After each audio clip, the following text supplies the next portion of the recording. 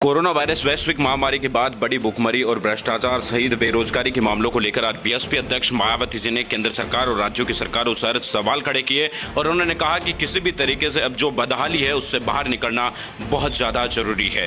Baspa supremo Mayawati ji ने अपने Twitter account से कुछ ही देर पहले लिखा है कि कोरोना महामारी व उस लॉकडाउन की मार से पीड़ित काफी बदहाल यूपी में अपने घर वापस लौटे लाखों प्रवासी श्रमिक परिवारों की आर्थिक स्थिति बहुत ज्यादा खराब रहने के कारण अब वे फिर से रोजी रोटी के लिए इधर उधर भटकने को मजबूर हो रहे हैं। ये अति गंभीर और चिंता की बात है। साथ ही कोरोना वायरस बीमारी से रोकथाम के लिए यूपी में बनाए गए सरकारी कोविड केंद्रों में अधिकतर वहां पर उचित साफ सफाई व रखरखाव आदि के अभाव के कारण वहीं बीमारी के नए केंद्र व नई बन जाए, सरकार इस पर भी गंभीरता से ध्यान दे तो काफी ज्यादा बेहतर होगा। तो यहाँ पर बीएसपी अध्यक्ष मायावती जी ने योगी सरकार पर भी निशाना साधा, साथ ही मजदूरों को लेकर भी उन्होंने बड़ी बातें कही है। उन्होंने कहा है कि मजदूरों की हालत काफी ज्यादा गंभीर हो चुकी है। प्रवासी मजदूर जो अपने घरों को लौटे थे वो बेरोजगार है, काम धंधा बंद हो चुका है, चौपट हो चुका है, उनके पास रोजी रोटी का संकट हो चुका है। तो सरकार को इस ओर ध्यान देने की बहुत ज्यादा जरूरत है। साथ ही उन्होंने कहा है कि जो सरकारी स्वास्थ्य केंद्रों के ऊपर कोविड केंद्र बनाए गए हैं